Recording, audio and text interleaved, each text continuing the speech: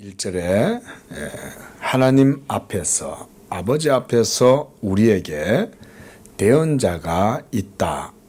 바로 그분이 의로우신 예수 그리스도시다. 라고 이렇게 말씀합니다. 자, 하나님과 우리 사이에 계시는 바로 그 예수님을 우리가 뭐라고 그러냐면 중보자다 이렇게 말해요. 중보자. 따라하겠습니다. 중보자. 중보자란 말은 양편의 중앙에 서서 양편을 위해서 이제 일을 하신다 이런 말인 거예요.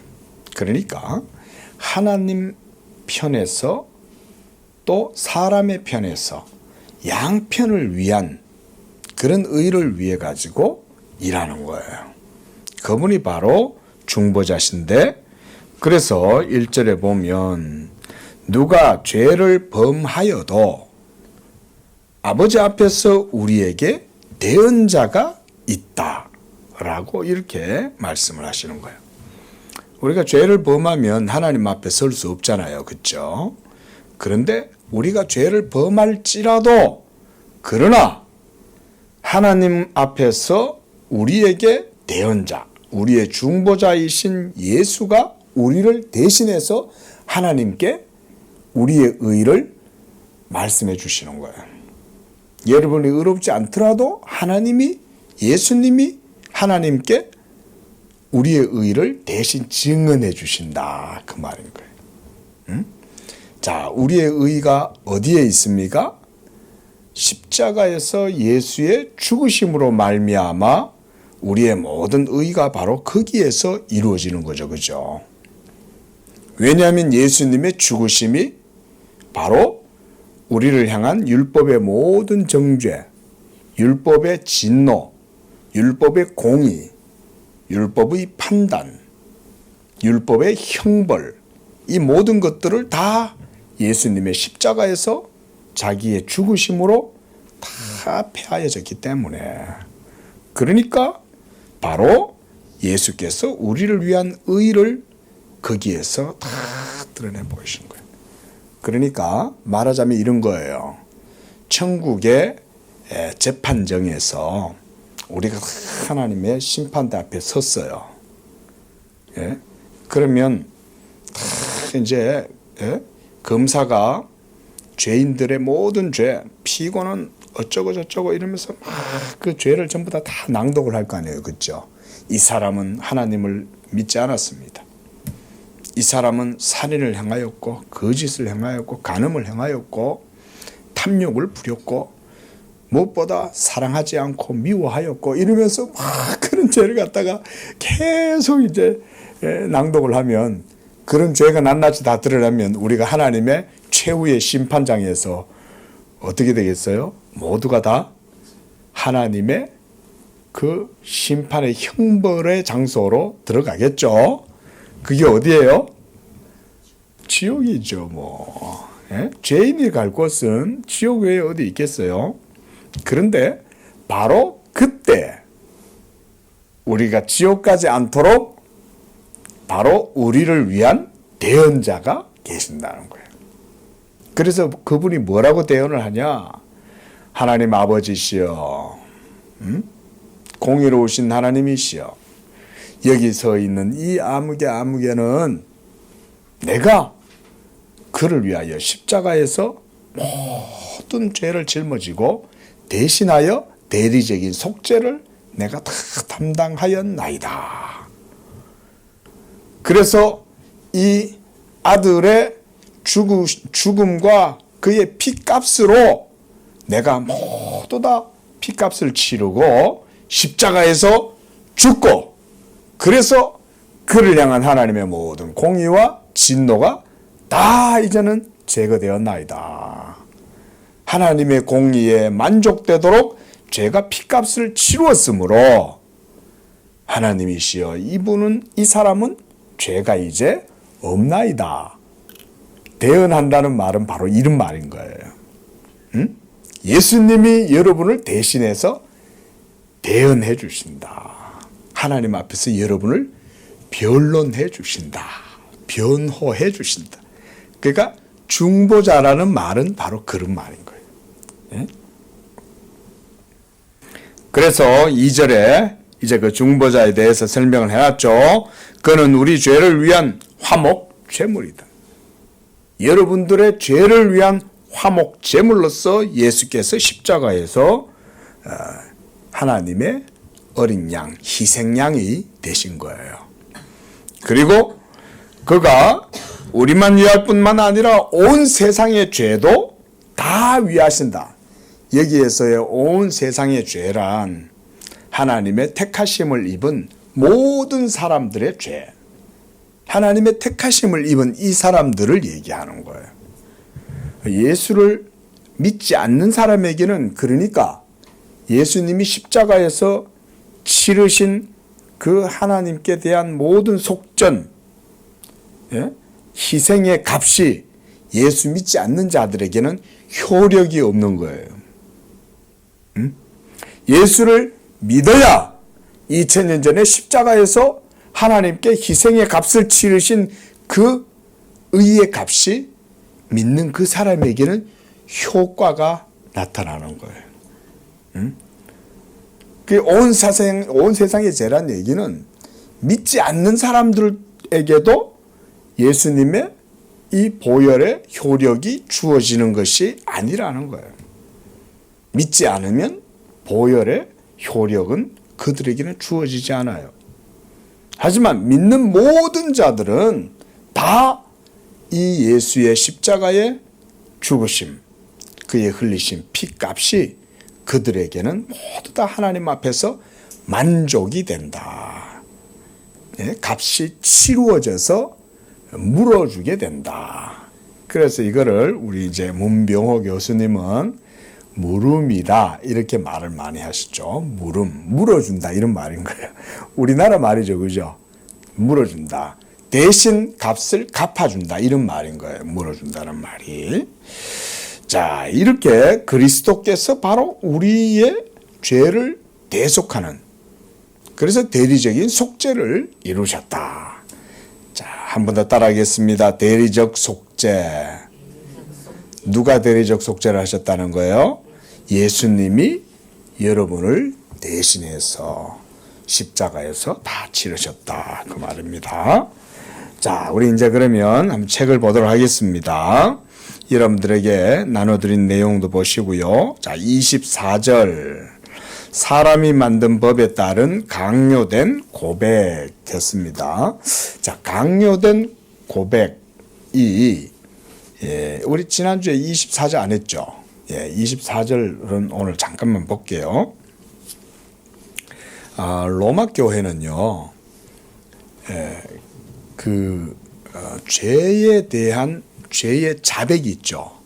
이 자백을요, 어떻게 그들은 주장을 하냐면, 사제한테 이 죄를 자백하면 그 사제가 그 죄를 사할 수 있는 그 사효성이라는 게 있어요.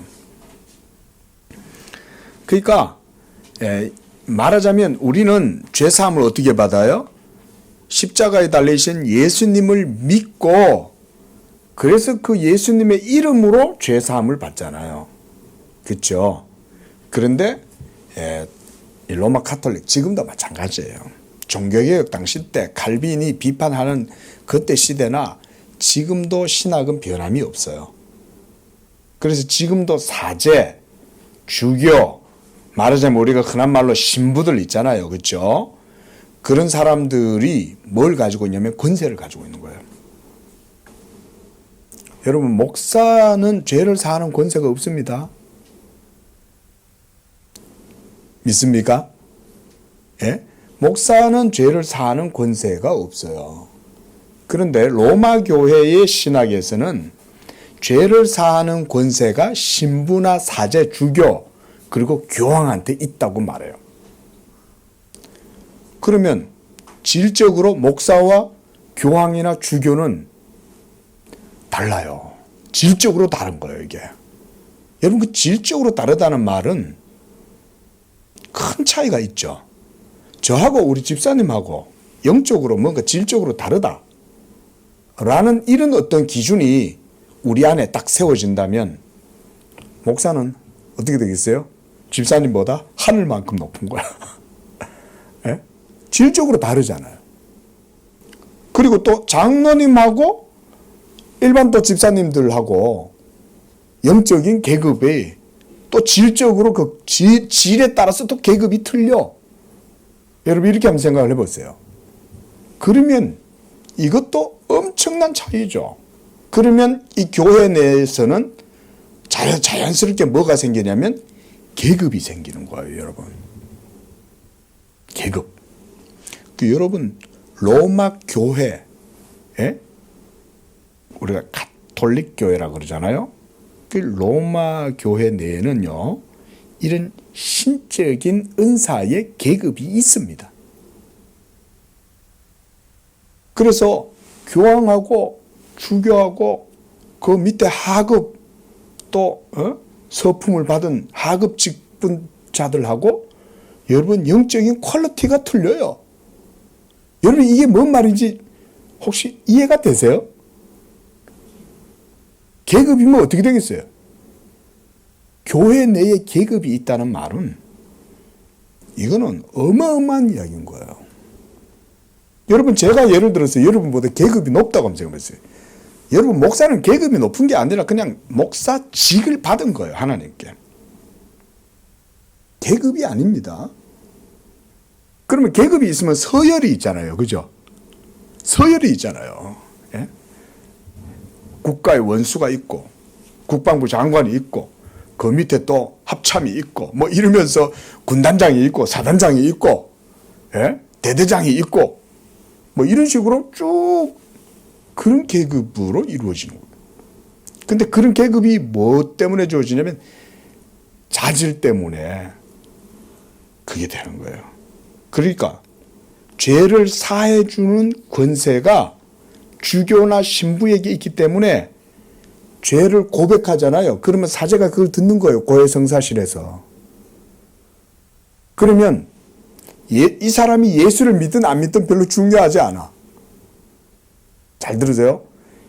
고해성사하는 그 사람이 양심의 가책을 받아가지고 신부님한테 와서 자기 죄를 고해도 이 사람이 예수를 믿느냐, 예수가 십자가에서 죽으심이 그의 피가 바로 나를 하나님 앞에서 모든 죄에서 정하게 한다 라고 하는 그런 믿음이 없이도 단지 사제 그 자신이 가지고 있는 그걸 사효성이라고 그래요. 자질과 효력을 그 사람은 가지고 있는 거야.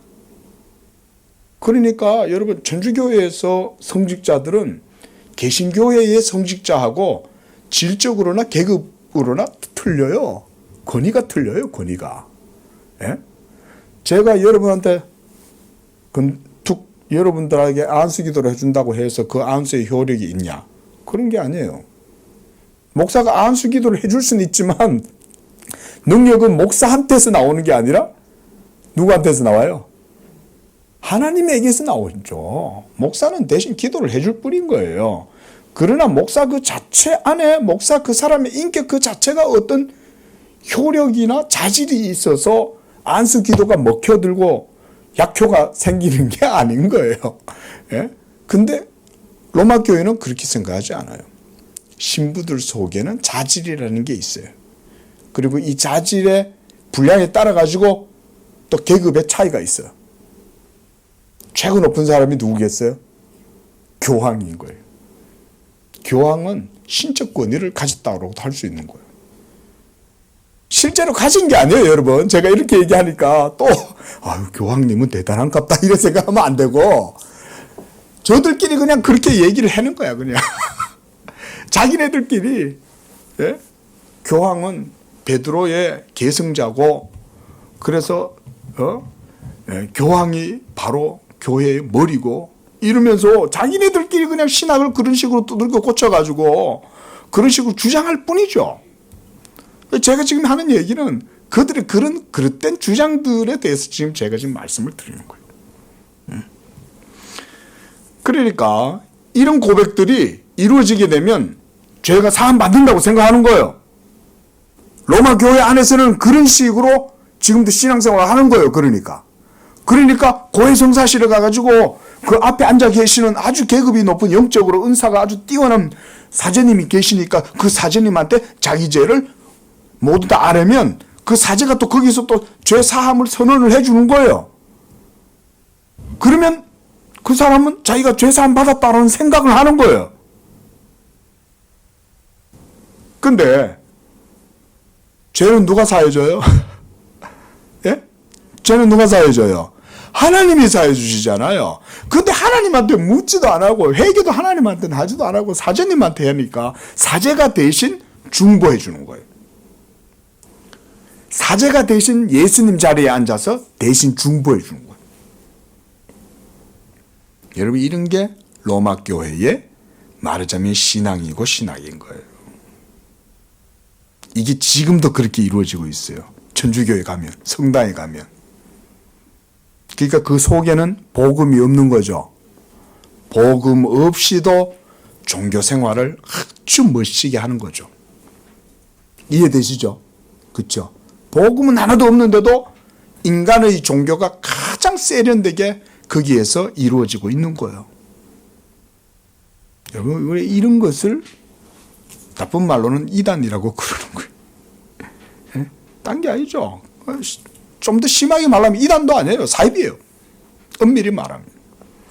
그래서 종교개혁 당시 때는 로마 교회가 프로테스탄트들, 개신교인들을 너무나 박해를 하고 이러니까, 그리고 신학 자체 속에 보면은 벌써 이런 로마 교황이 그리스도의 머리에 앉아 있는 거예요. 그러니까 적그리스도라고 그랬던 거예요. 신학으로 하면 오늘날도 변화가 없기 때문에 사실은 여전히 천주교회는 적그리스도인데 세력이 많이 약해졌을 뿐인 거야. 예? 중세의 로마가 이제 무너지고 난 이후에 여전히 동서방 로마 교회가 동방교회하고 서방교회가 나뉘어지고 이러면서 계속 그 로마 교회가, 여러분 그 바티칸 시국이 있잖아요. 이탈리아에 가면. 예? 아직도 그 바티칸 시국에서 그 있다고요. 예? 그러면서 지금도 교황은 전 세계에 마치 자기가 영적인 파파처럼 온 세계의 모든 백성들의 마치 영적인 아버지처럼 행세하잖아요. 그리고 성탄절이 되면은 개신교회 예배는 TV에 뭐 요만큼 나와. 근데 성탄 미사는 뭐 아주 장엄하게 촬영을 하잖아요. 그죠? 예? 세상 사람들은 그런 게 더 신성해 보이고 위험이 있어 보이는 거죠. 속는 거죠. 여러분, 세상이 속는 건 이해가 돼요. 근데 예수 믿는 복음의 성도들은 그런데 속으면 안 됩니다. 여러분, 미사에서 하나님의 영광 절대 안 받습니다. 여러분, 제가 타 종교를 비난하려는 게 아니에요.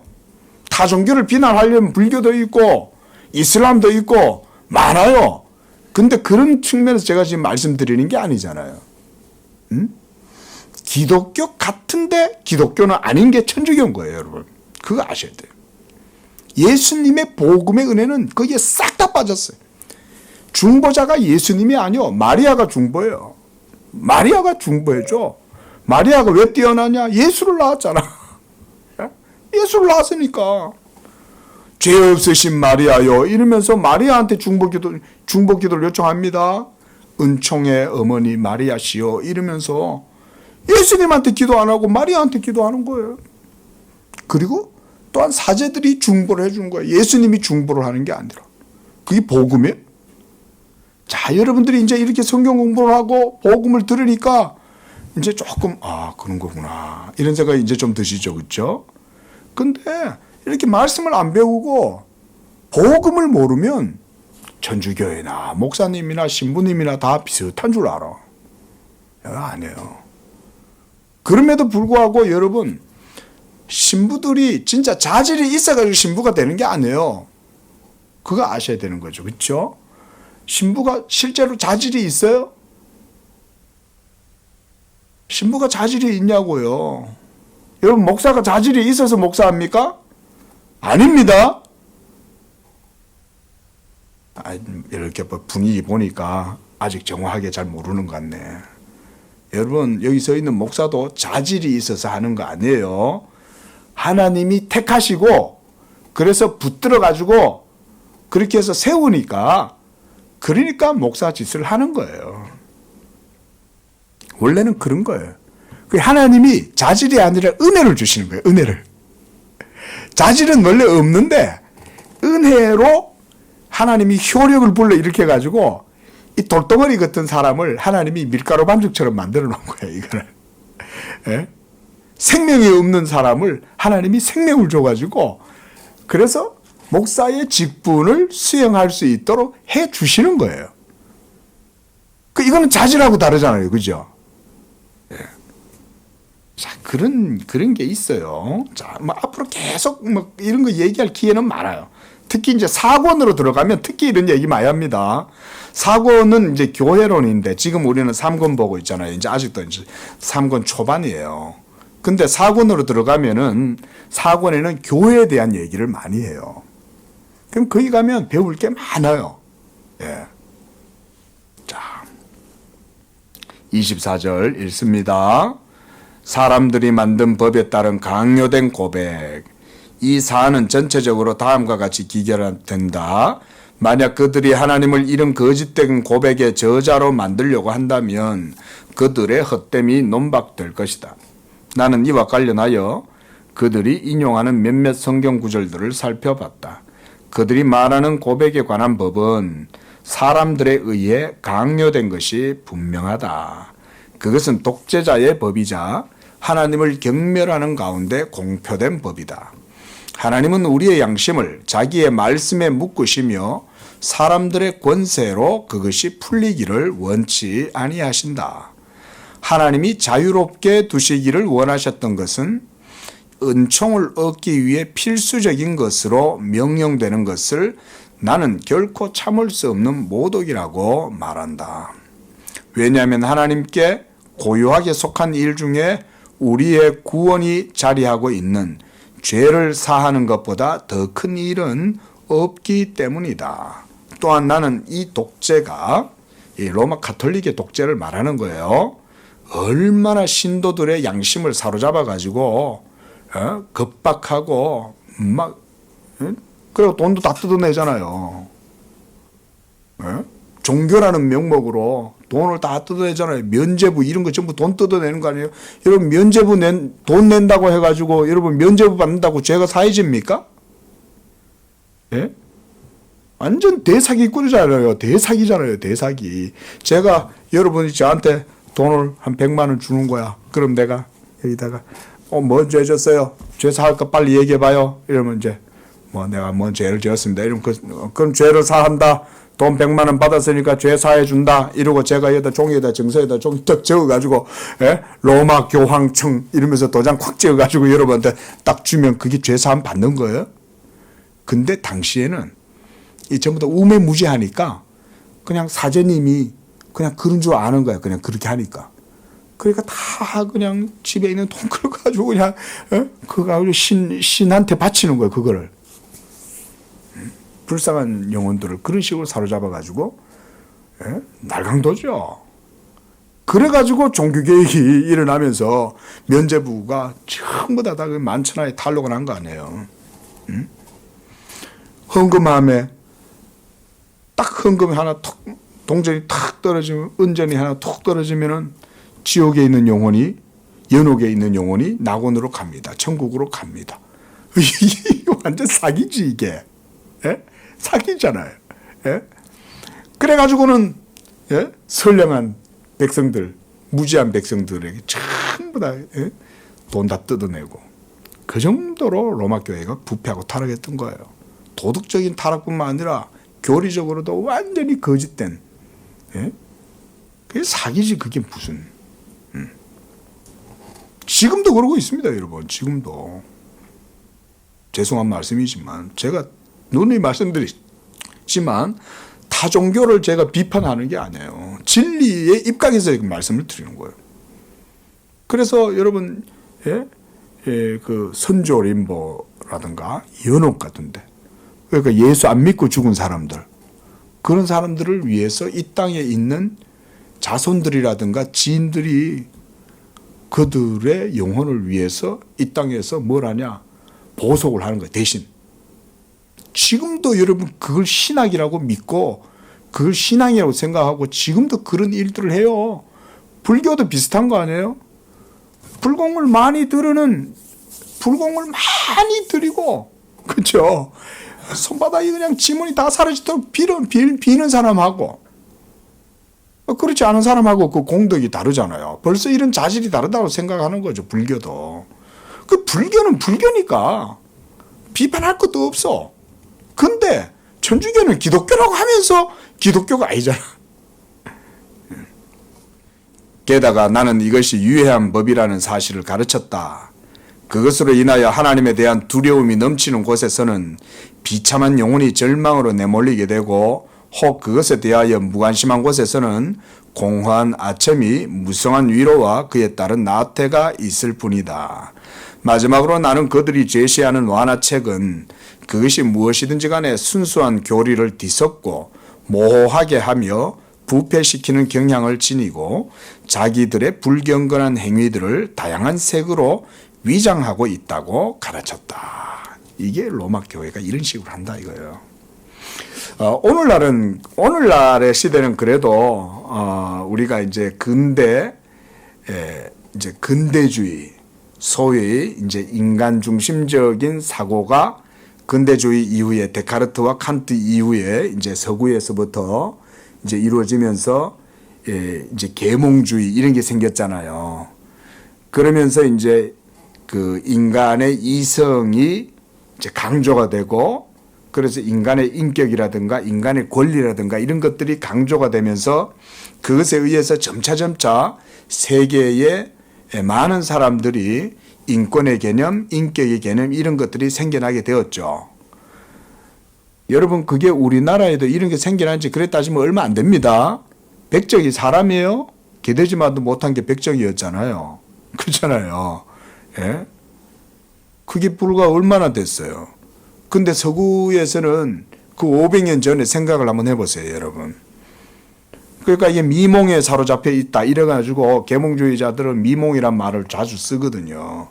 근데 그 미몽에 빠져 있을 때 종교가 선한 일을 바르게 행해야 되는데도 불구하고 종교가 뒤통수를 쳐가지고 선량한 백성들에게 양심에 두려움을 주면서 겁을 주는 거예요. 그 신을 두려워하는 마음이 믿지 않는 자들 속에 있잖아요. 근데 그게 오늘날에는 더 이상 이제 백성들이 일반 시민들이 그런 것 때문에 겁 안 먹어요. 그러면은 웃기고 있는데 이러고 참 딱이 맞아요. 예? 그래도 이단 사이비들한테 사로잡혀가지고 가는 사람들이 있긴 있죠. 그런데 중세시대 때는 어땠겠어요? 신에 대한 두려움이 엄청 컸습니다, 여러분. 예? 지동설을 믿고, 천동설을 믿고, 뭐 이러면서, 막 의식들이 없잖아요. 그때 당시에는. 신에 대한 두려움이 있고, 배를 타고 저 바다 건너편 지평선 넘어가면 배가 바다 밑으로 떨어진다고 생각하던 그런 시대를 살았잖아요. 그 지구가 둥글다는 사실을 발견하는 것만큼도 굉장히 어려웠던 시대가 중세시대였죠. 그 배 타고 멀리 못 나가는 거예요. 겁이 나가지고. 그 정도로 신에 대한 두려움에 사로잡혀 있던 시대에 이 로마 교회가 사제들이나 이런 사람들이 성직자들이 한마디로 말해서 백성들을 그런 식으로 전부 다 피를 빨아먹었던 거예요. 그걸 종교개혁이 규탄하면서 마틴 루터가 종교개혁의 선봉장이 되고 그러면서 유럽 전역에 이 종교개혁의 불길이 확 일어났던 거예요. 뭐 너무나 오랜 세월 동안 성직자들에 의해서 짓눌려 있으니까. 제가 이제 집에서 이제 한 번씩 우리 애하고 책을 읽는데 요즘 뭘 읽고 있냐면 로빈훗을 읽어요. 로빈훗. 그 로빈훗의 배경이 영국입니다. 영국. 근데 그 내용 속에 보면은 그 시대에 대한 해악이라든가 비판들이 많이 들어가 있어요. 그 중에 뭐냐면 타락하고 부패한 주교들, 신부들 이런 거에 대한 내용들이 로빈훗 그 작품 속에 많이 나와요. 그만큼 그 시대는 그런 시대였던 거예요. 얼마나 힘들었겠어요, 백성들이. 그렇죠? 무엇보다 영혼이 잠식이 당해가지고 무지한 영혼들을 성직자들이란 사람들이 거짓말을 치면서 막 사로잡아가지고는 온갖 모든 돈을 다 피를 다 빨아먹는 거예요, 피를. 예. 오늘날에는 제일 경건해 보이잖아요. 로마 캐톨릭이, 그렇죠? 그렇다고 해서 그 속의 본질이 바뀌었냐? 안 바뀌었어요, 여러분. 속으면 안 돼요. 그 속에 정신이라든가 사상은 하나도 안 바뀌었다니까요. 이 정도 되면 이제 눈치채고 더 이상 그거 속으면 안 되는 거예요, 여러분. 그렇다고 뭐 여러분들 보고 막 경멸해라, 막 지나가다가 막 성당에다 돌 던져라 이렇게 얘기하는 게 절대 아닙니다. 그래 해서도 안 되고, 예? 그들을 도리어 여러분들은 불쌍히 여기는 위치에 있어야지 존경하는 눈빛으로 바라보면 안 된다 이거예요. 불쌍히 여겨야 되는 거예요. 예? 요 얼마 전에 뭐 우리나라 그 최초의 신부인 김대건 씨에 대한 영화가 뭐 탄생이라는 영화로 만들어졌는데 보세요. 가만히 영화를 보세요, 여러분. 나중에 기회가 되면 탄생이라는 영화 그 자체의 분위기 자체가 벌써 지식은 없음에도 불구하고, 예? 김대건이라고 하는 인물을 아주 위대하게 묘사를 해요.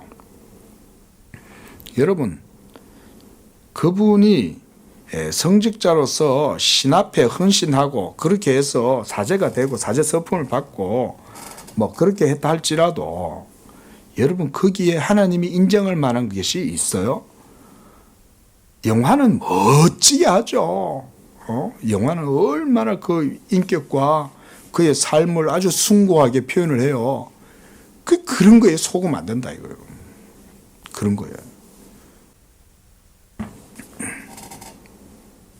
우리나라도 복음을 모를 때 천주교가 들어왔잖아요. 그렇죠?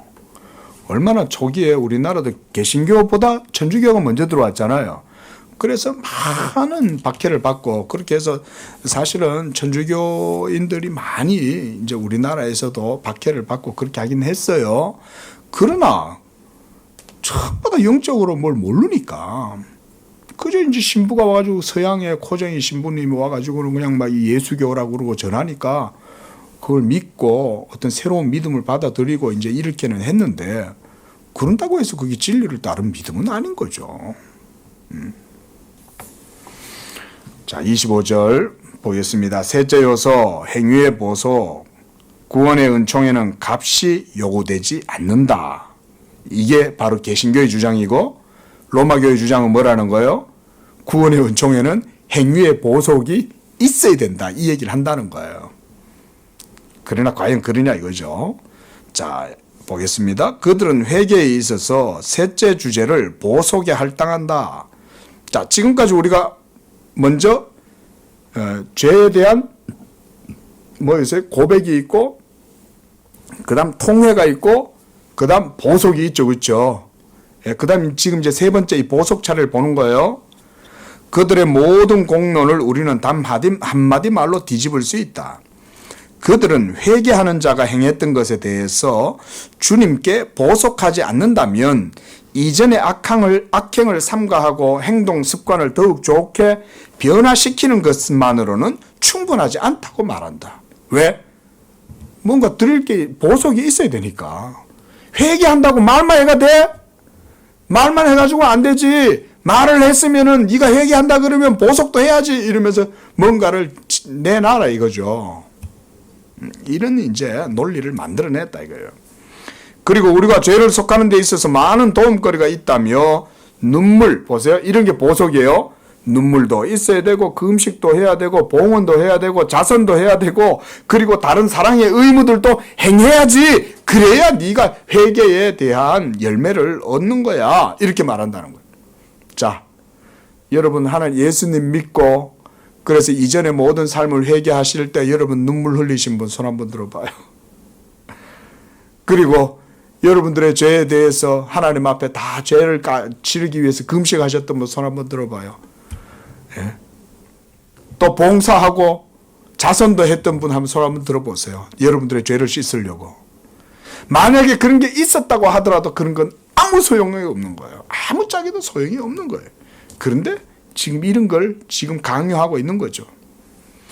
그들에 따르면 이것들로 주님이 용서하시도록 해야 하고, 행위로 이것들로 하나님의 의에 대한 진빚이 모두 배상이 되어야 하고, 이것들로 우리의 범죄를 대신해야 하고, 이것들로 은총의 값이 치러져야 한다는 것이 그들의 주장이다. 그러나 주님은 후한자비로 죄를 사하신다. 여러분, 하나님의 은혜라고 할 때 은혜라는 것은 값이 있어요, 없어요? 여러분들이 뭔가 값을 주고 받는 게 은혜예요? 그것은 그 값에 대한 삭시죠. 그렇죠? 그럼에도 불구하고 의의 훈련으로서 형벌을 남겨두신다. 이게 그들의 말입니다. 이것이 보석에 의해서 속해져야 할 형벌이다. 이런 궤변을 늘어놨다. 사기꾼들이죠. 이는 다음과 같이 요약된다. 실로 우리는 하나님의 관용으로부터 범죄에 대한 은총을 얻어야 한다. 그러나 이는 행위의 공로가 중재하는 가운데 주어진다. 이런 거예요. 행위의 공로가 있어야 되는 거예요. 눈물도 흘려야 되고, 자선도 해야 되고, 금식도 해야 되고, 자기 죄를 위한 뭔가 보석하는 행위가 있어야 된다는 거예요. 예. 여러분, 예수님 앞에 나와서 간음하던 여자가 현장에서 끌려왔을 때 예수님이 그 여인의 죄를 사해 주시잖아요. 여인아, 내가 너를 정죄하지 않노라. 나도 너를 정죄하지 않는다. 그 여자에게서 예수님이 뭔가 값을 받았어요. 십자가의 오른편에 왼편에 있던 강도 중에 한 강도가 예수님을 향해서 나사렛 예수시여 당신의 나라 갈 때 나를 기억하옵소서 할 때 예수님이 그 사람한테 뭔가 어떤 보석의 뭔가를 요구했어요. 그런 게 전혀 없잖아요. 이와 같은 거짓말들에 반대해서 나는 값없이 주어지는 제사함을 말한다. 그런 거예요. 이것에 대해 성경에서 보다 명확하게 설명된 곳은 어디에도 없다. 우리가 이사야 지난주에 봤죠. 이사야 52장 3절 여기에서 값없이 속량함을 얻게 되리라. 기억나시죠? 그렇죠. 값없이 가는 거예요. 그러나 로마서 3장 24절과 25절에서도 이와 같이 그리스도 예수로 말미암는 이런 죄사함의 은혜들을 주신다. 자, 무엇보다 순수한 후하심의 선물 외에 무엇이 죄사함인가? 그렇죠. 죄사함이라는 것은 하나님의 후하심, 예? 거기에 있는 거지. 예? 죄사함이 그럼 뭐냐 이거예요. 죄를 사한다고 일컬어지는 분은 하나님이죠. 돈을 지불받고 영수증을 주며 그것을 입증하는 채권자가 아니라 어떤 지불을, 그러니까 돈을 받음도 없이 자원해서 자기의 은총, 하나님의 은총으로 빚진 자의 이름을 지어주신다. 예? 하나님 앞에 여러분들이 다 채무자인 거예요. 채권자이신 하나님께서 여러분한테 죄를 채주시니까 여러분들에게 이 빚을 갖다가 내놔 이렇게 하는데 하나님이 여러분들에게 그 빚을 안 받죠. 그렇죠? 예? 100달란트 갚을 수 없는 10,000달란트 빚진 자가 주인한테 막 와가지고는 저를 불쌍히 여겨주셔가지고 제가 언젠가 다 갚겠습니다 이러면서 했더니 다 탕감을 해줬더니 요 다른 사람한테 100달란트 이제 채권이 있는 이 사람이 가가지고는 그 사람은 주리를 들는 거잖아요. 그랬더니 예? 그 소식을 들은 그 이제 빚을 탕감해준 주인이 내 이놈! 너는 네가 갚을 수 없는 큰 빚을 내가 너한테 나는 너한테 다 탕감해줬는데 너는 고작 그 작은 돈 너한테 빚진 사람을 용서하지 아니하고 그렇게 했냐? 예수님이 그런 비유를 들잖아요. 여러분, 우리의 죄의 값을 하나님 앞에 여러분이 치를 수는 없어요. 여러분들이 그 어떤 것으로도 하나님 앞에 죄에 대한 보상을 할 수가 없습니다. 배상을 할 수가 없어요. 배상을. 여기서는 배상이라고 그랬잖아요. 사법적인 거죠. 사법적인 책임을 여러분들이 그 어떤 것으로도 하나님의 앞에서는 행위로 갚을 수가 없습니다. 여러분들의 오랜 기도도, 여러분들의 오랜 열정도, 헌신도, 노력도 결코 그런 것으로 하나님 앞에 뭔가 공로가 돼가지고 하나님의 마음을 움직인다든지 이런 게 될 수가 없어요. 그런 게 바로 로마 카톨릭이나 불교나 똑같은 거예요. 자, 바로 밑에 보석에 관한 모든 입장을 제하여 버리겠다는 뜻이 아니라면 왜 값 없이라는 말이 더해졌겠는가? 그렇죠? 예? 값 없이라는 말은 보석이 필요 없다는 말이잖아요. 예? 이러함에도 무슨 자신감으로 그들은 강력한 벼락으로 거꾸로 떨어진 자기들의 보석 교리를 여전히 세우고 있는가? 무엇 때문인가?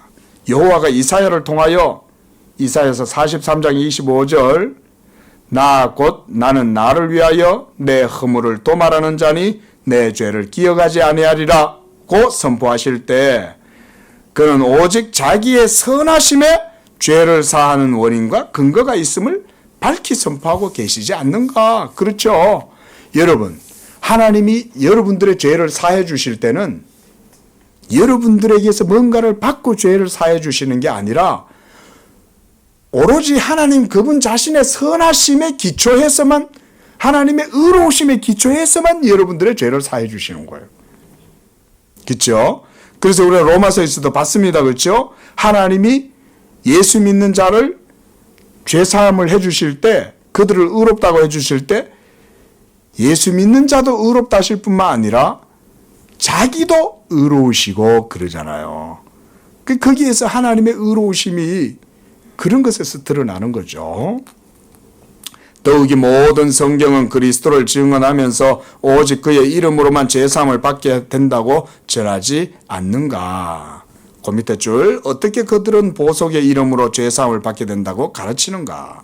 심지어 그들은 보석이 그 자체로는 마치 보조하듯이 중재할 뿐이라고 말할 때에도 죄사함이 그것으로 말미암아 주어진다는 것을 부인하지는 않는다.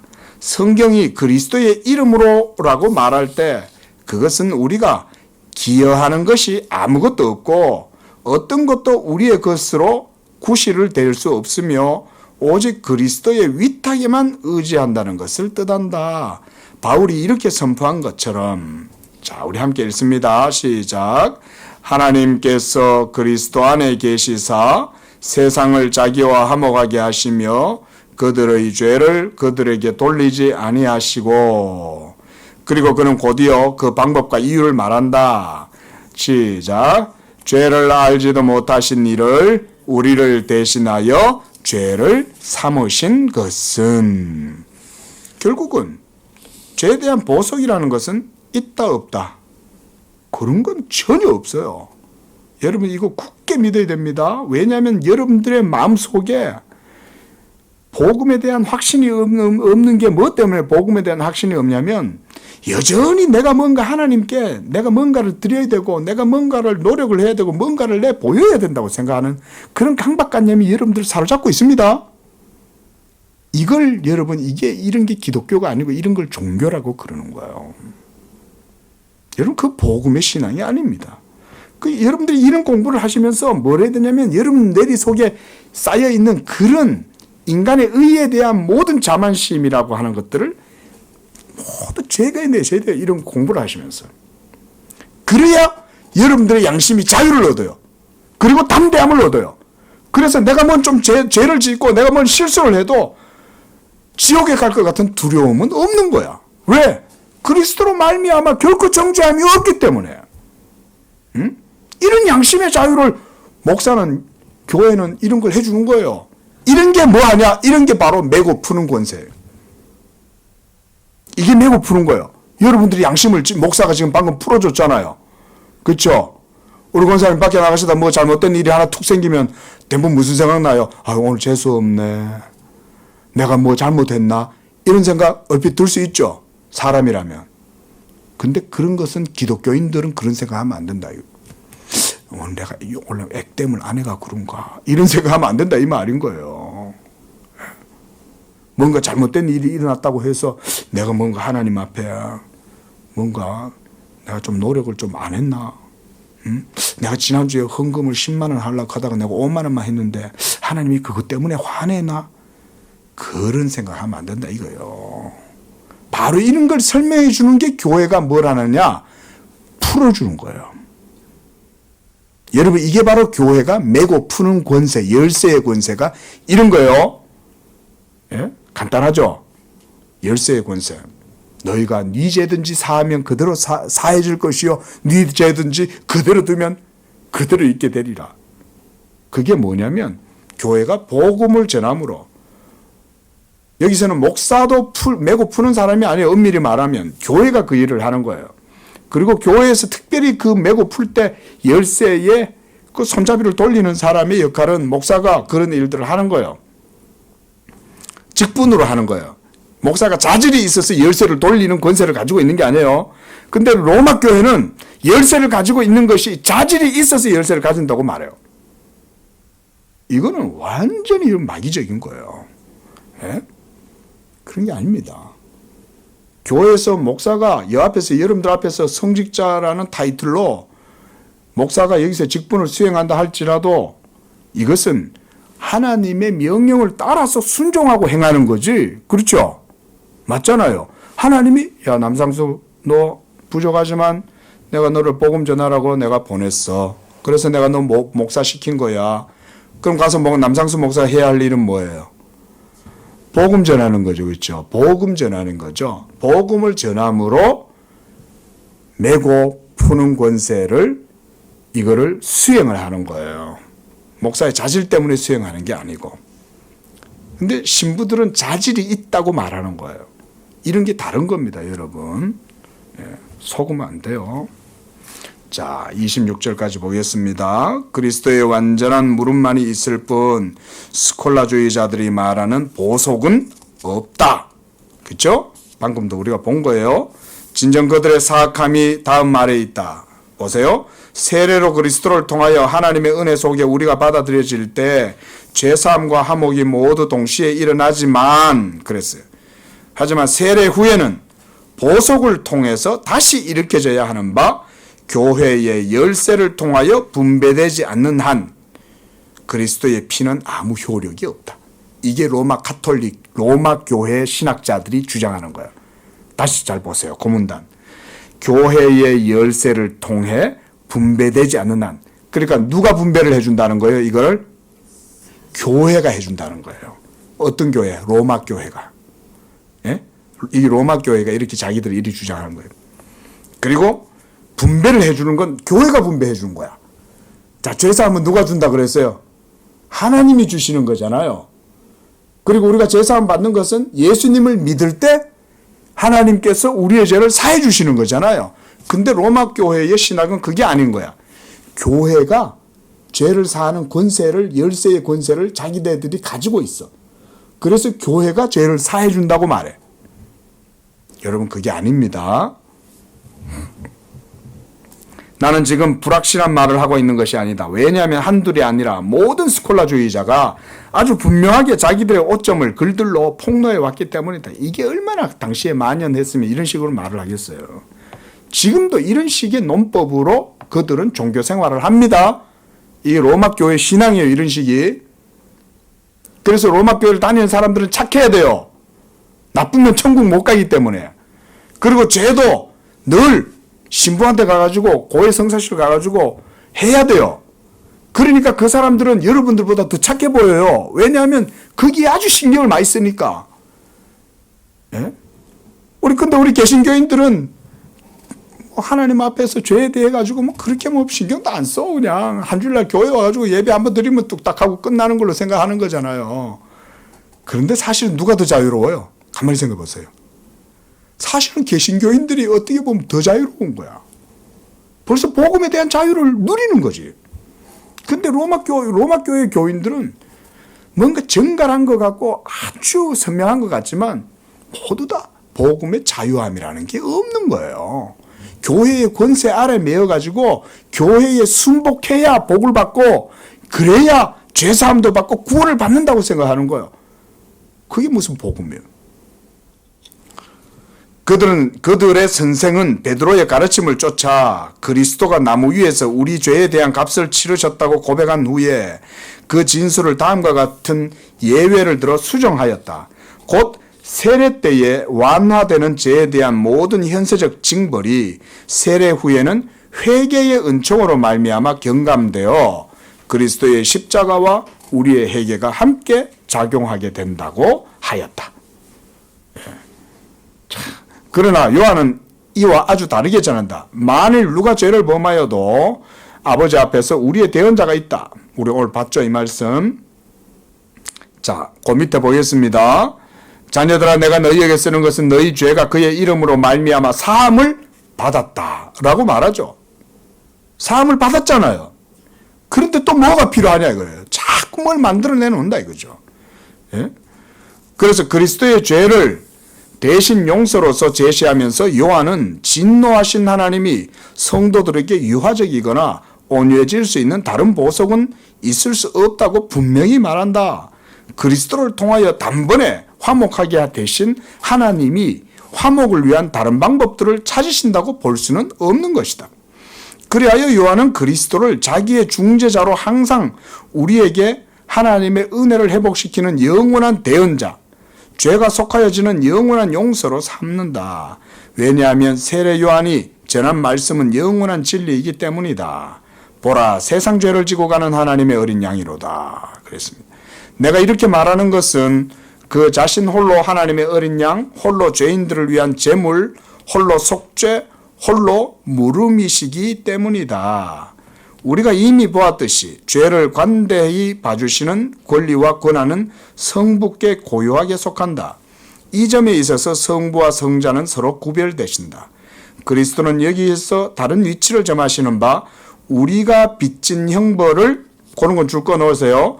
우리가 빚진 형벌을 그 자신이 맡으신 채 하나님의 심판 앞에서 우리의 죄책을 어떻게 하셨어요? 도말하셨다. 어디서? 십자가에서. 어떻게? 죽으심으로. 무엇이? 우리의 죄가 그리스도의 십자가에 죽으심, 그의 몸이 찢어짐과 그의 몸 피 흘리심, 그리고 그가 죽으심으로 여러분들을 향한 모든 죄책이 예수의 십자가에 못 박힘과 함께 율법도 거기에 못 박혀서 죽어버렸다. 그런데 뭔 보석이 또 필요하냐. 예수가 십자가에서 모든 의를 다 이루었는데 여전히 예수의 의만으로는 부족하니까 사제가 중보해야 되고, 예? 원죄 없으신 마리아가 뭔가 여러분들을 위해서 중보해줘야 되고, 이런 식의 마귀적인 얘기가 이 전부 다 하나님을, 여러분, 이런 것들은 모두 신성모독이에요. 가장 신성모독을 하면서도 가장 경건하고 거룩한 척 하잖아요. 이쯤 되면 여러분 로마 교회가 적그리스도라는 얘기가 나오지 않을 수가 없는 거예요. 교황이 그리스도의 자리에 지가 지금 앉아 있잖아요. 여러분 예수님이 그랬잖아요. 적그리스도가 하나님의 자리에 앉은 것을 볼 때 그러잖아요. 예. 자, 오늘 27절은 다음 주에 보겠습니다. 자, 요약하면, 정리하자면 한마디로 오늘 칼빈이 말하는 바는 그거죠. 회개는 하나님께 하면 되고, 죄 사함은 예수를 믿을 때 하나님이 그 믿음을 보시고, 그래서 예수 그리스도로 말미암아 우리에게 죄 사함을 주시는데, 예수 십자가에서 우리의 죄에 대한 모든 화목이 거기서 이루어지고, 그래서 율법에 쏘는 것, 율법의 정죄, 저주, 형벌 이런 것들이 싹 다 그리스도의 피의 속전, 그렇죠? 값을 치는 거죠. 그래서 모든 값이 다 치러졌어요. 그래서 더 이상 우리가 뭔가를 하나님 앞에 죄를 사하고 복을 받기 위해서 뭔가 더 이렇게 드린다든지 노력한다든지 뭐 그런 선행이나 공로 이런 것들이 보석, 그걸 보석이라 그러죠. 로마 교회가. 그런 보석이 있어야 된다는 주장들은 모두 다 거짓된 주장이다. 이렇게 여러분들이 분명하게 마음에 기억을 하십시오. 그러니까 이제부터 우리가 해야 될 일은 뭐가 있겠어요? 어떤 분들은 이러면은 이제 공허한 거야. 아, 그럼 내가 아무것도 할 거 없네. 당연하지. 아무것도 할 것도 없었지. 원래도 없었고 할 것도 없어요. 그럼 뭘 해야 돼요? 예배를 드린다는 것은 뭘 드리냐? 감사를 드리는 거예요. 예? 여러분들의 마음이 죄사함으로 말미암는 이 기쁨을 하나님께 드리는 거예요. 감사를 드리는 거예요. 감사를. 예? 그래야 하나님이 그걸 예배를 받는 거예요. 받으시는 거예요. 내가 뭘 해가지고 하는 게 아니에요. 그러니까 우리는 뭘 해야 되냐? 더 예수 믿는 일을 더 힘써야 돼. 예수 믿는 것이 부족하면 예수 믿는 것을 더 힘써야 돼. 응? 그러려면 말씀도 열심히 더 배우고, 예? 복음이 뭔가 더 깊이 있게 배우려고 힘쓰고 이러면 이제 우리가 예수 믿는 믿음이 더 온전해지겠죠. 그러면 그런 온전함이 믿음이 온전해질수록 하나님께 대한 감사가 더욱더 넘쳐나겠죠. 그러면 그런 마음에 감사가 넘칠 때, 기쁨이 넘치면 하나님이 그런 것으로 영광 받으시는 거예요. 기도하겠습니다. 자비로우신 하나님 아버지, 우리에게 이와 같이 그리스도 예수로 말미암는 구속의 은총을 베풀어 주시고, 이제 그리스도께서 십자가에서 다 이루신 그 의를 우리가 믿음으로 받아 누릴 때에 더 이상 우리가 하나님 앞에 무엇을 드림으로 죄사함을 얻는 것이 아니고, 우리가 무슨 공로나 무슨 공덕이나 무슨 선행을 통해서 하나님을 기쁘시게 하거나 그것으로 죄를 사함받는다든지 아버지의 이런 생각이 아니라 오직 그리스도 예수를 믿음으로 말미암아 하나님께서 베풀어 주신 그 죄사함의 은혜를 값없이 누리고 그 가운데 하나님의 은혜에 감사하고 찬미하면서 온전히 하나님께 영광을 돌리는 그런 우리 성도들의 믿음, 양재교회 성도들의 모든 믿음이 되도록 축복하여 주시옵소서.